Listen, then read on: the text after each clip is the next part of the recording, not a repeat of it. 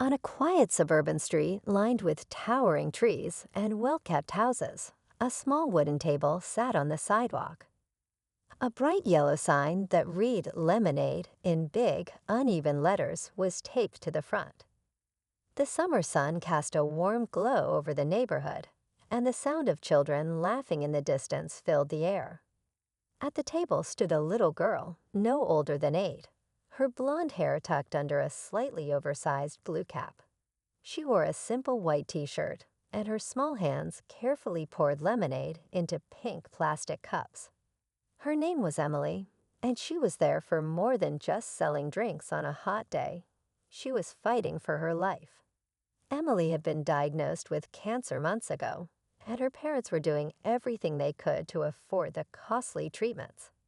Despite their efforts, the medical bills kept piling up, and insurance only covered so much. The doctors had said she needed another round of chemotherapy, but the expenses were overwhelming. Instead of feeling defeated, Emily had come up with an idea to sell lemonade and raise whatever she could to help her parents. It wasn't much, but it was something. Each cup was only 50 cents, and most neighbors who stopped by gave her a few extra dollars out of kindness. Still, the goal seemed impossible. The amount she needed was far beyond what a small lemonade stand could make, but Emily refused to give up. Every day, she set up her stand with a hopeful smile, waiting for customers. She didn't complain, even when the heat became unbearable, or when some people walked past without a glance. She believed that if she worked hard enough, somehow everything would be okay. That afternoon, as the sun hung high in the sky, Emily stood behind her stand, carefully arranging the cups. A few cars passed by, but none stopped. She sighed and wiped her forehead.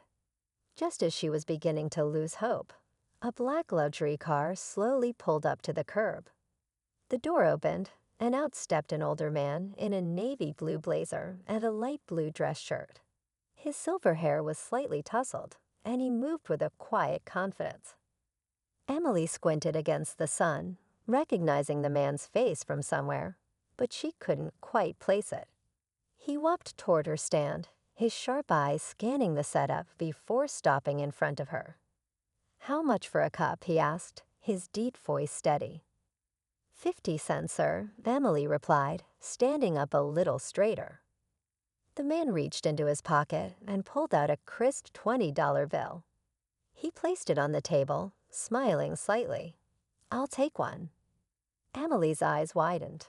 "But sir, that's too much for just one cup." "Well, maybe the lemonade's just that good," he said, taking a sip from the cup she handed him. He nodded in approval. "It is pretty good." Emily grinned, feeling a flicker of pride. "Thank you, sir." The man studied her for a moment. "What's a young girl like you doing out here selling lemonade?" Emily hesitated for a second before answering. "I'm trying to help my parents pay for my chemo. The hospital bills are really expensive, and I want to help." The man's face shifted slightly, a shadow of something deep and unreadable passing over his expression. He set the cup down gently and looked at her with new interest. "You're a brave kid," he said. "What's your name?" "Emily." He nodded. "Nice to meet you, Emily. You know, when I was your age, I used to sell newspapers on the street. Didn't make much, but it taught me a lot about hard work." Emily tilted her head. "Really? What do you do now?" The man smiled slightly, but he didn't answer right away. Instead, he glanced around the quiet street before looking back at her. "I work in the film industry." Emily's jaw dropped. "Wait, are you Clint Eastwood?" The man let out a quiet chuckle. "Guilty as charged." Emily gasped. Even at her young age, she had heard of him. Her father was a huge fan, and she had seen some of his movies playing in the background at home. She never expected someone so famous to stop by her lemonade stand. She suddenly felt nervous. I can't believe you're here. My dad loves your movies." Clint smiled. Well, tell your dad he's got good taste. Then his expression softened as he looked at her again. Emily, I'm going to buy all your lemonade. Her eyes widened. All of it. He nodded. Every last cup. Emily couldn't believe it. That would be the most she had ever sold in one day. She started pouring cup after cup, her hands shaking slightly from excitement. Clint helped her set them on the table in neat rows, and after a few minutes, every cup was filled. Then Clint reached into his blazer pocket and pulled out something else, a check. He placed it on the table, and Emily's heart nearly stopped when she saw the amount. It was more money than she had ever seen in her life, enough to cover her treatments, enough to take the burden off her parents. Her eyes filled with tears. Mr. Eastwood, I don't know what to say. You don't have to say anything, he replied gently. Just keep fighting. You've got a lot of people rooting for you. Emily wiped her tears and smiled, her heart feeling lighter than it had in months. She had set up her lemonade stand hoping to make even a small difference, but she never expected something like this to happen. And as she looked at the check in front of her, she realized that maybe miracles really did exist. Emily's hands trembled as she stared at the check, her mind struggling to process what had just happened. The amount written on the paper was more than enough for her treatments, more than enough to help her parents breathe again, to take away the weight that had been pressing on their shoulders for months. She looked up at Clint Eastwood, his calm and steady gaze watching her reaction, and for a moment, she felt like she was in one of his movies. One of those moments where everything changes in an instant. Sir, Emily started, but her voice broke. The lump in her throat was too big, the emotions too overwhelming. Clint smiled, placing a reassuring hand on the table. You don't have to say anything, kid. Just keep being strong. Her mother's voice called from the front door, filled with curiosity. Emily? Who's that? Emily turned, still gripping the check in her small fingers, and saw her mom stepping onto the porch. She had dark circles under her eyes from too many sleepless nights, and worry lines that hadn't been there before Emily got sick. When she spotted the man standing at the lemonade stand, her eyebrows knitted together in confusion. Mom, Emily ran to her, holding up the check as if it were a golden ticket. Look.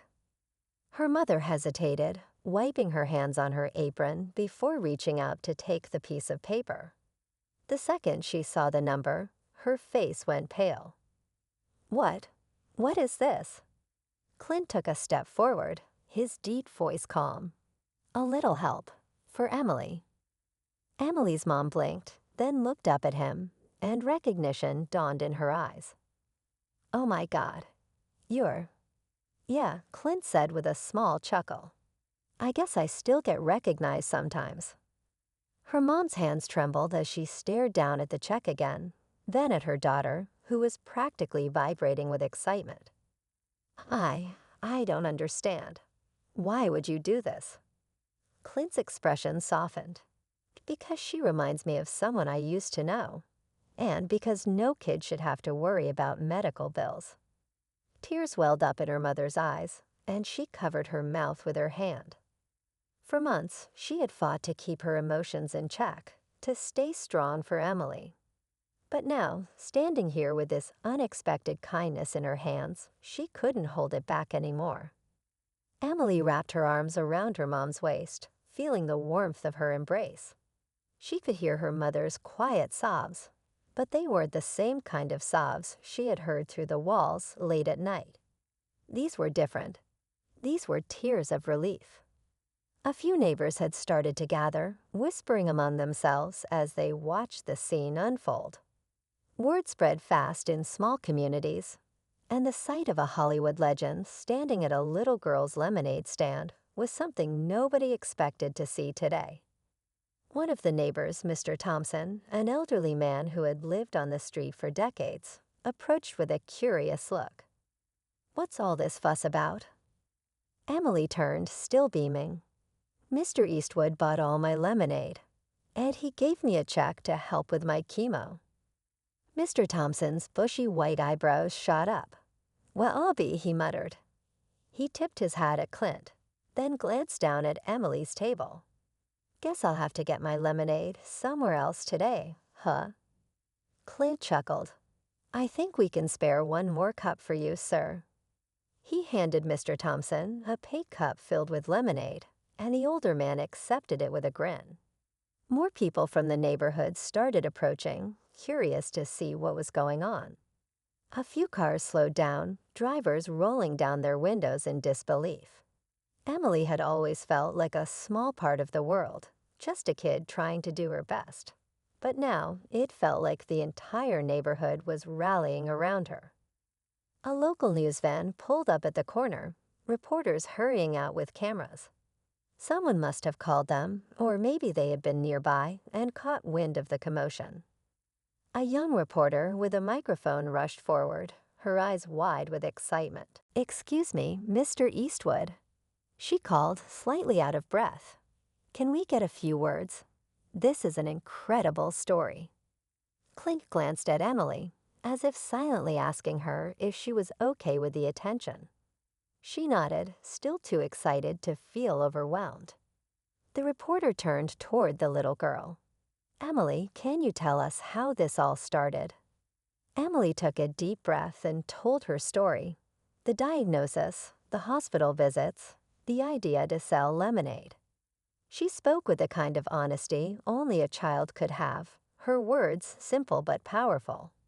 The reporter listened intently, her cameraman capturing every second. "And Mr. Eastwood," the reporter said, turning back to him, "why did you decide to help?" Clint leaned on the table slightly, his expression thoughtful. Sometimes you see something that reminds you of what really matters. Emily's out here fighting, doing whatever she can to help her family. That kind of determination deserves a little backup. The reporter smiled. "That's an incredible gesture. What do you hope people take away from this?" Clint looked at Emily for a moment before answering. "I hope they remember that kindness doesn't cost a thing. And sometimes the smallest acts can change a life." The interview wrapped up, and the reporter thanked them before heading back to her van. As the crowd slowly dispersed, Emily's mom turned to Clint, her voice still shaky. "I don't know how to thank you for this." "You don't have to," Clint said simply. "Just make sure she gets the care she needs." Emily ran up to him and hugged him tightly.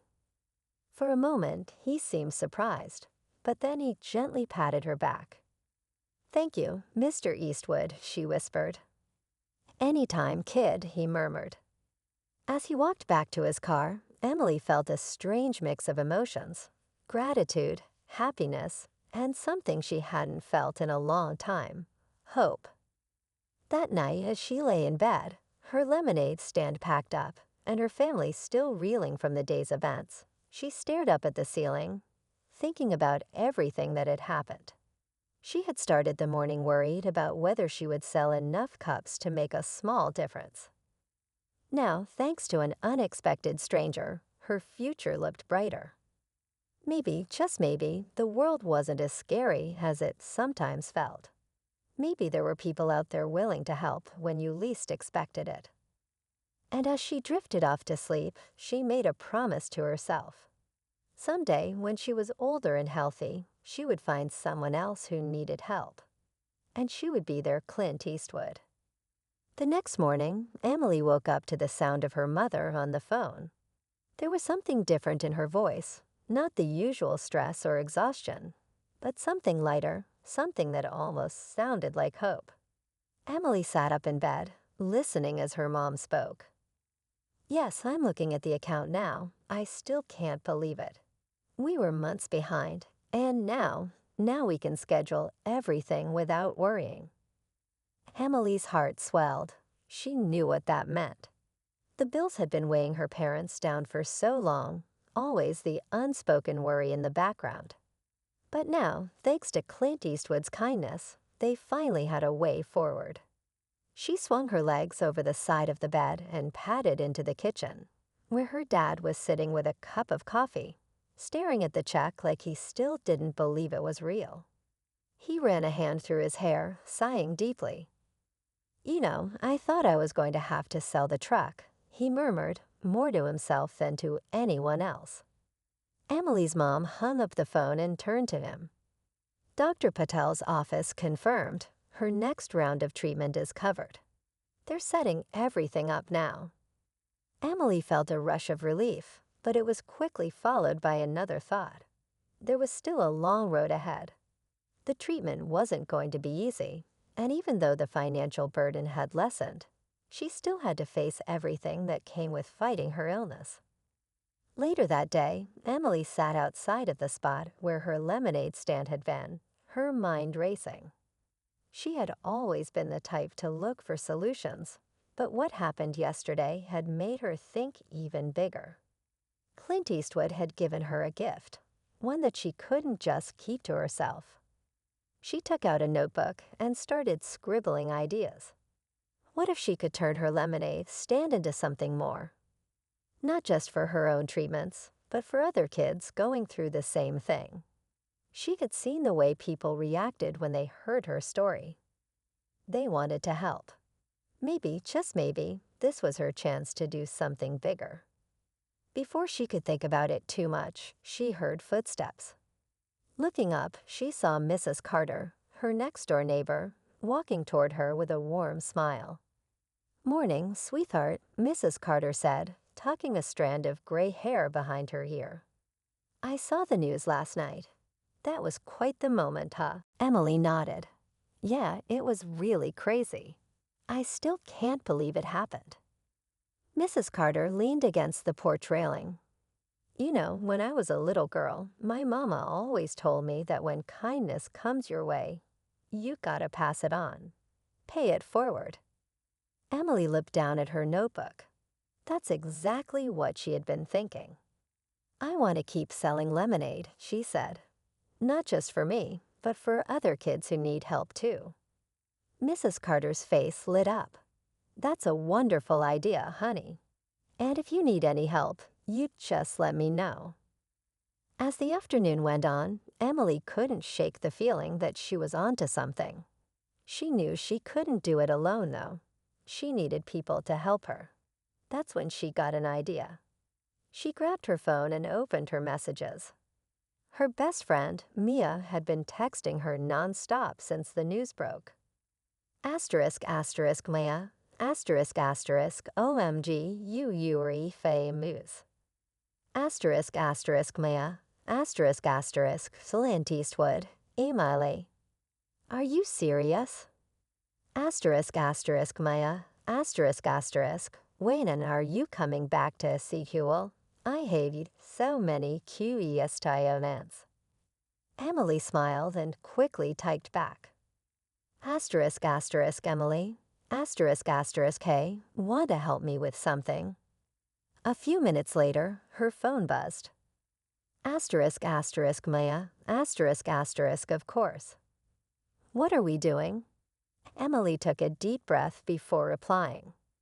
Asterisk asterisk Emily.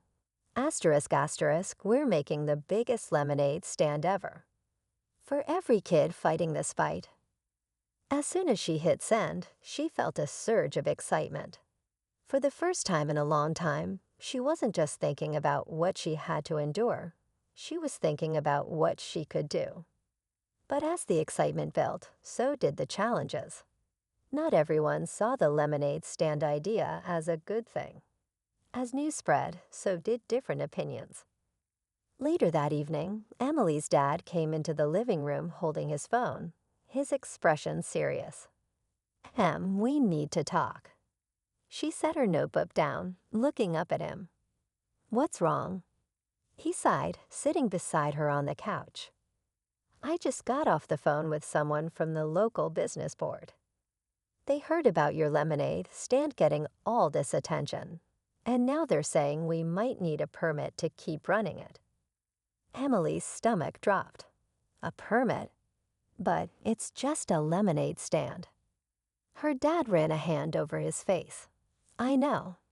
But now that it's getting bigger and people are donating, they're saying it might fall under fundraising regulations. We might have to shut it down. Emily's heart pounded.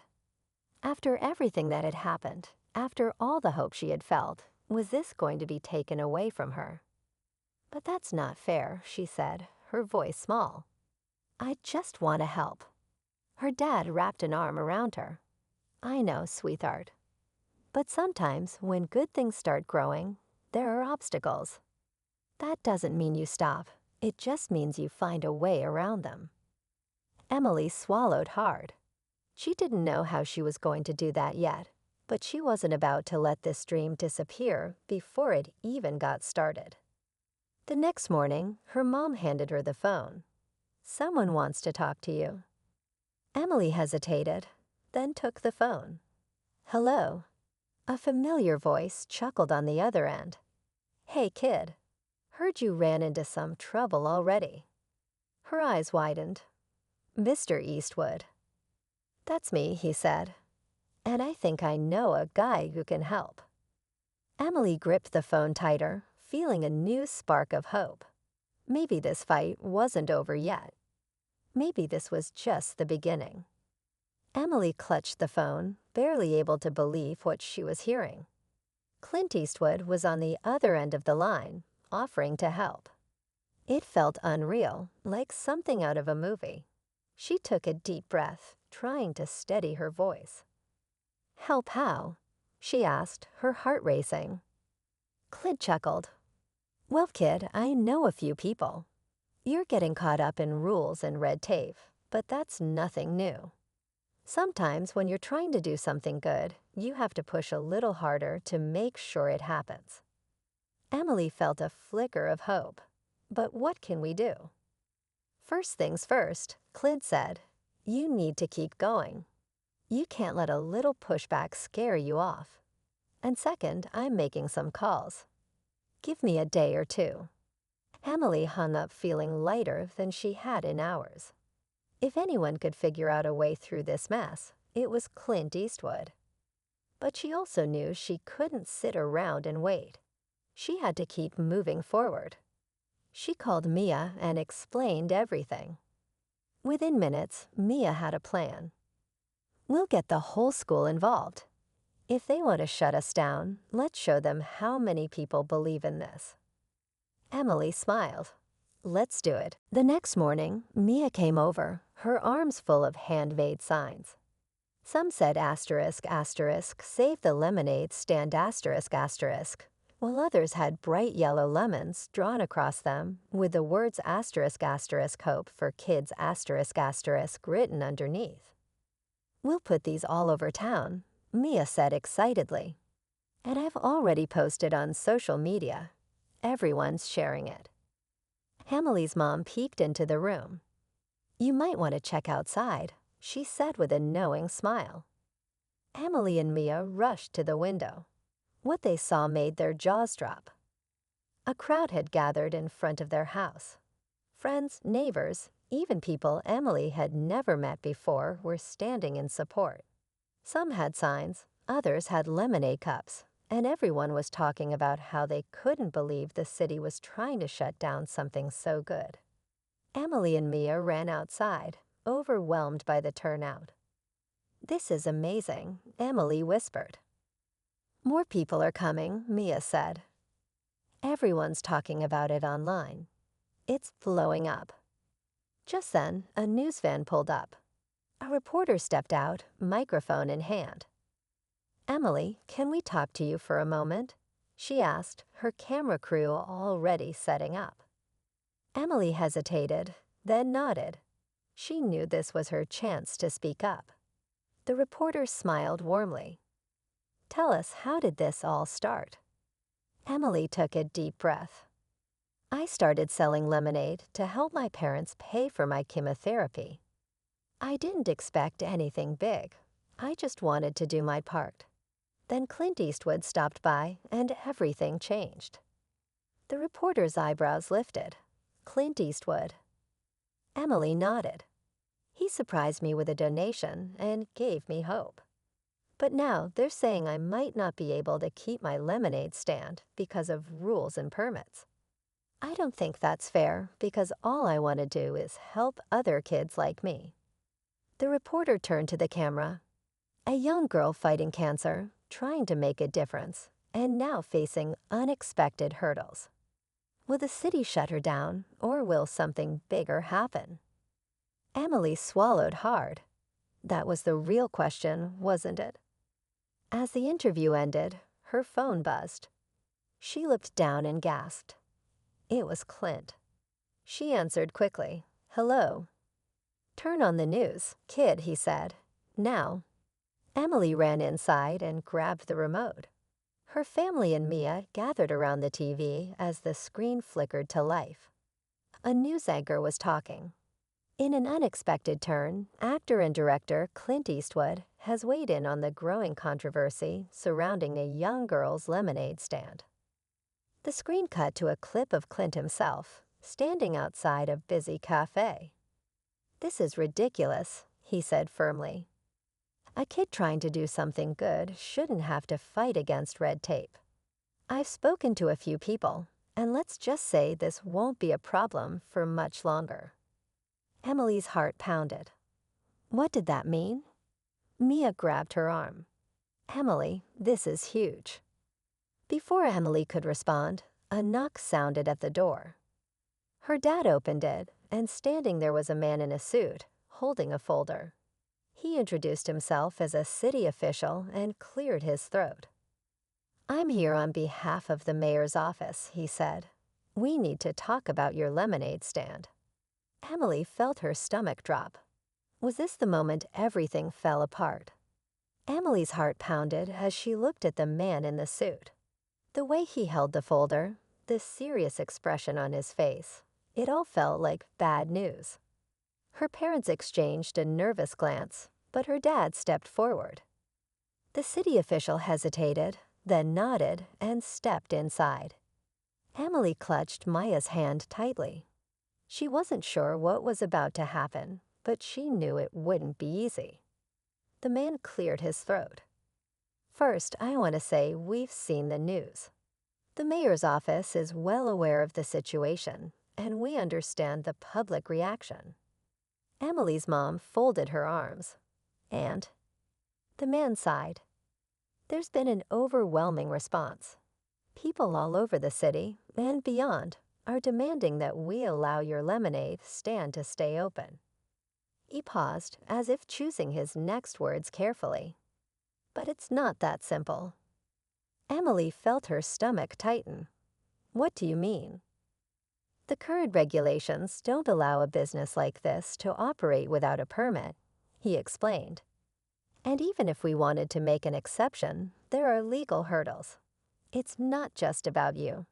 If we bend the rules here, it could open the door for bigger issues down the line." Mia scoffed. "Bigger issues? She's a kid selling lemonade to help pay for her chemo. How is that a problem?" The man shifted uncomfortably.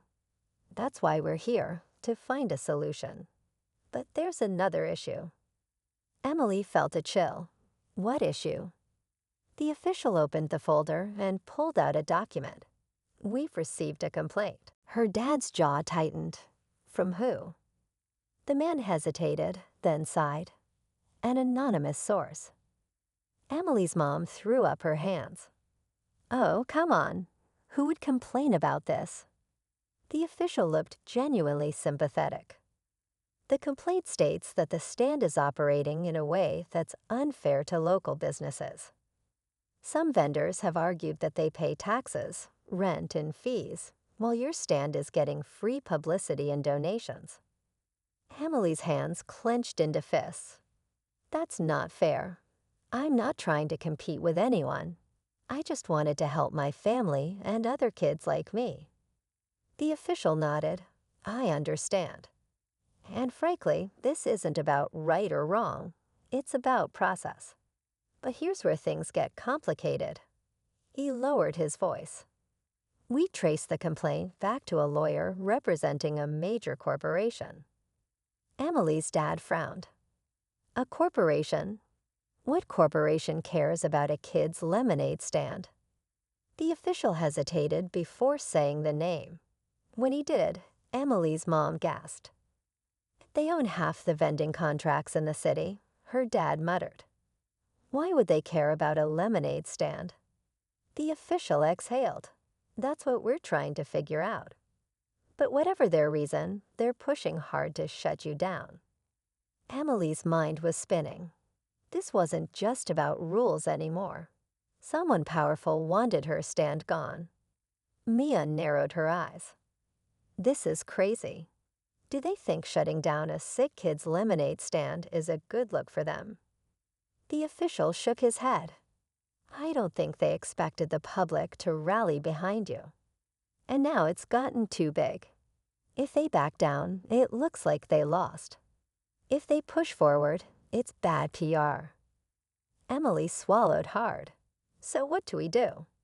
The official looked around the room, his face serious. Right now, they're weighing their options. But I'll be honest, they're not the kind of company that backs down easily. Emily's mom pulled her closer.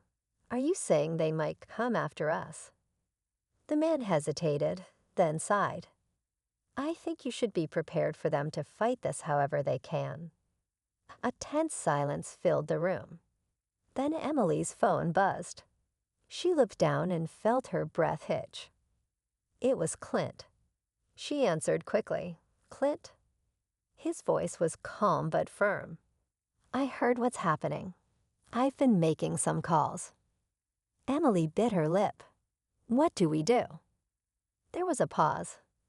Then Clint's voice came through, steady and determined. We fight back. Emily gripped her phone tightly, her heart racing as Clint's voice carried a weight of certainty. We fight back, he repeated, this time with even more conviction. Her parents and Mia watched her anxiously, waiting for any sign of hope in this overwhelming situation. Clint didn't waste time. I've reached out to a few people, big names, the kind of people that corporations don't want to be on the wrong side of. But we need to act fast. They're trying to shut you down before this gets any bigger. Emily swallowed hard. What do we do? I need you and your family to meet me downtown. There's a press conference being set up in front of City Hall. We're going to put the pressure on them in a way they can't ignore. Her dad frowned. A press conference? Yes, Clint confirmed. They've been trying to handle this behind closed doors, but we're going to make it public. I'm bringing in journalists, local businesses who support you, and a few surprise guests. Emily's heart pounded. Was this really happening? Could they actually stand up to a company that big? Her mom hesitated. Clint, we appreciate everything, but is this safe? These people don't seem like the kind that give up easily. There was a pause before Clint responded. That's exactly why we need to make sure they don't think they can push people around.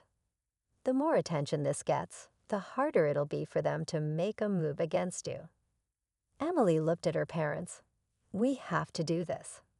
Her dad exhaled, rubbing his forehead, then finally nodded. All right, let's do it. Within the hour, they arrived at City Hall. The scene was overwhelming. Reporters lined up, cameras flashing, and people holding signs in support of Emily. Some read asterisk asterisk let the lemonade stand stay asterisk asterisk, while others had pictures of Emily smiling behind her stand. A large crowd had gathered, and the energy in the air was electric. Clint stood near the steps, talking to a group of men in suits. When he saw Emily, he walked over and smiled. You ready? Emily nodded, though she felt a mix of nerves and excitement.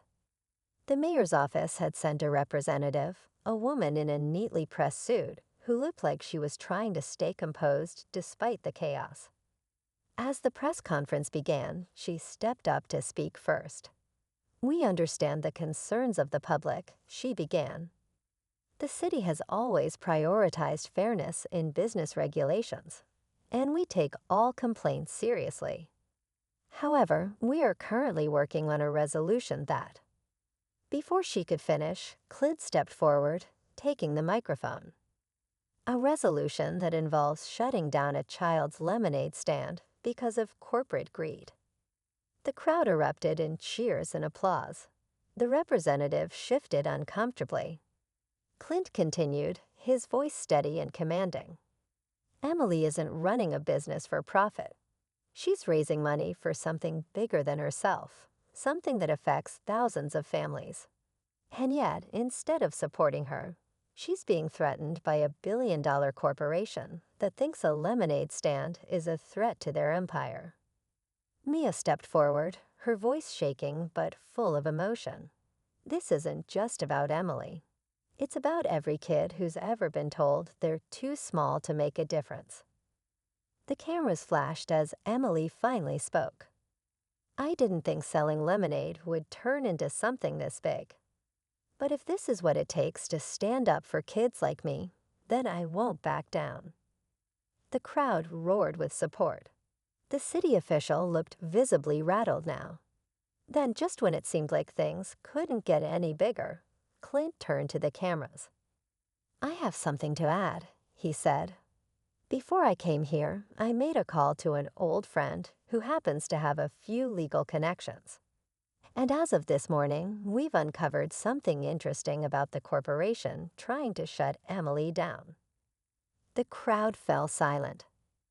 "They've been receiving millions in tax breaks while claiming to support small businesses," Clint continued. "Yet here they are, trying to destroy one." Gasps rippled through the audience. "We've also obtained documents showing that they've pressured city officials before to shut down small vendors, ones who couldn't fight back." The reporters immediately began murmuring, typing on their phones, likely preparing breaking news headlines. The city representative looked panicked now, realizing that the situation had turned into a public relations disaster. She quickly leaned over to an aide, whispering something urgently. Then, as if on cue, the mayor himself appeared, stepping up to the microphone. "I'd like to address this personally," he said, his expression serious. The crowd fell silent again. "We've heard the voices of the people, and it's clear that shutting down Emily's lemonade stand is not in the best interest of this city." He turned to Emily and her parents. "Effective immediately, I am granting an exception for this stand. Emily can continue her fundraiser without interference." The crowd exploded into cheers. Emily's parents hugged her tightly, and Mia let out a scream of excitement. Clint smiled, placing a reassuring hand on Emily's shoulder. "Told you we'd fight back." But just as the celebration reached its peak, a new voice cut through the noise. "This isn't over." Emily turned sharply, her stomach dropping as she recognized the man stepping forward, the lawyer representing the corporation. His expression was cold and calculating. "You may have won this battle," he said, "but we'll be watching. Enjoy your little victory while it lasts." A chill ran down Emily's spine, but she straightened her shoulders.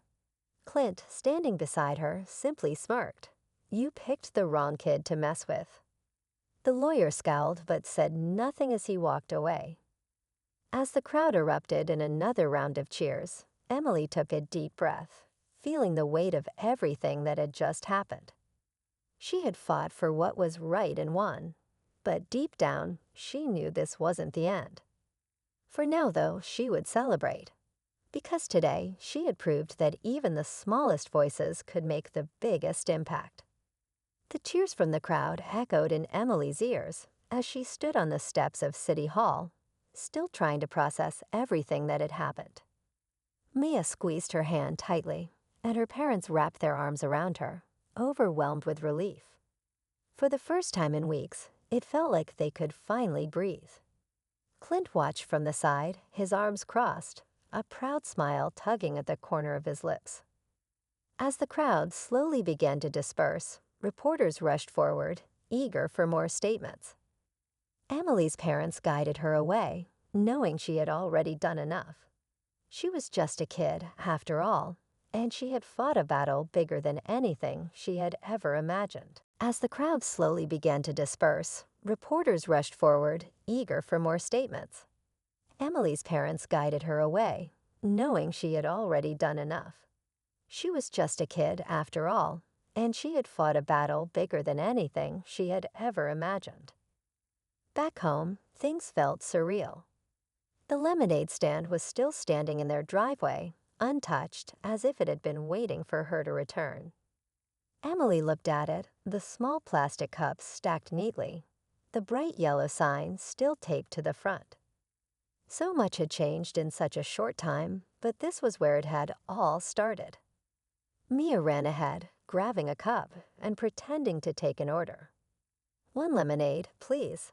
Extra cold," she said, giggling. Emily laughed, shaking her head as she poured her sister a drink. It felt good to do something normal again. But as she handed over the cup, she noticed something. A small envelope tucked into the tip jar. Her heart skipped a beat as she picked it up. It wasn't like the usual dollar bills or coins that generous neighbors had left before. This was different. Carefully, she peeled it open and pulled out a handwritten note. Asterisk, asterisk, Emily, never stop fighting for what's right. The world needs more people like you. Keep making a difference. See asterisk, asterisk. She stared at the initials, her chest tightening. Clint Eastwood. A warm feeling spread through her. He had already done so much for her, and yet he had taken the time to leave her this small, personal note. It wasn't about the cameras or the crowd. It was just for her. Her parents came up behind her, reading the note over her shoulder. Her mom let out a soft chuckle. "Looks like you've made quite the impression on a Hollywood legend." Emily smiled, tucking the note into her pocket. "I just did what I had to do." The next few days were a whirlwind. News about her story spread like wildfire. Headlines appeared everywhere. Asterisk, asterisk, little girl stands up to corporate giant and wins asterisk, asterisk. Asterisk, asterisk, Clint Eastwood helps young cancer fighter. Safer lemonade stand asterisk, asterisk. Asterisk, asterisk, David versus Goliath. How a lemonade stand took on a multi-million-dollar company. Asterisk, asterisk, people from all over sent letters of encouragement, donations for Mia's treatment, and even offers to help expand her fundraiser. One morning, as Emily sat at the kitchen table answering messages with her mom, her dad walked in holding a large manila envelope. His expression was unreadable. "You're going to want to see this." Emily took the envelope hesitantly, sliding the papers out. As she scanned the contents, her eyes widened. The corporation that had tried to shut her down, they were now facing multiple investigations for their shady business practices. It turned out Clint's legal team had dug deeper than expected, and what they found wasn't just about Emily's lemonade stand. There were reports of the company influencing local governments, pushing out small vendors, and receiving millions in tax breaks under questionable circumstances. The public backlash had been so intense that stockholders were now demanding a change in leadership. Emily let out a slow breath. She had been so focused on her own battle that she hadn't realized how far-reaching the impact had become. She wasn't just standing up for herself. She had helped expose something much bigger. Her dad squeezed her shoulder. "You started this by just wanting to help your sister. And now look." Emily swallowed hard, emotions swirling inside her. "I never thought, I just wanted to sell lemonade." Her mom chuckled. Sometimes the smallest things lead to the biggest changes. That weekend, Emily and Mia reopened the lemonade stand, not because they had to, but because they wanted to. It wasn't just about raising money anymore. It was about the message behind it. People lined up down the street, some just wanting to buy a cup, others wanting to shake Emily's hand or tell her how much she had inspired them. A few hours in, a sleek black car pulled up, and for a moment, Emily thought it was another reporter. But when the door opened, Clint Eastwood himself stepped out, wearing his usual sharp blazer and a knowing smile. The crowd parted as he walked over, and Emily felt her breath catch. "I figured I owed you one," he said, looking at her stand. "Never got a chance to try your famous lemonade."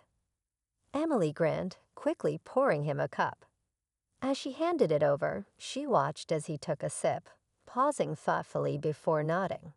"Best lemonade I've ever had." The crowd cheered, and Emily couldn't help but laugh. Clint handed her a small envelope. "Consider this my official investment in your stand." Emily opened it, expecting cash, but instead, she found a business license, an official permit that allowed her to operate without any interference. Her eyes widened as she looked up at him. "You're untouchable now," Clint said with a wink. Tears pricked her eyes, but they were happy ones. She turned to Mia, who beamed back at her, their fingers intertwined. That night, as they packed up the stand, Emily looked out at the sunset, the warm glow reflecting off the empty lemonade cups. She thought about everything that had happened, the struggle, the fight, the unexpected support from a Hollywood icon. She had learned something important. It didn't matter how small you were. If you stood up for what was right, if you believed in your cause, you could make a difference. As they walked back inside, her dad ruffled her hair. "So what's next?" Emily thought for a moment, then smiled. "Maybe something bigger." Because this wasn't the end, it was just the beginning.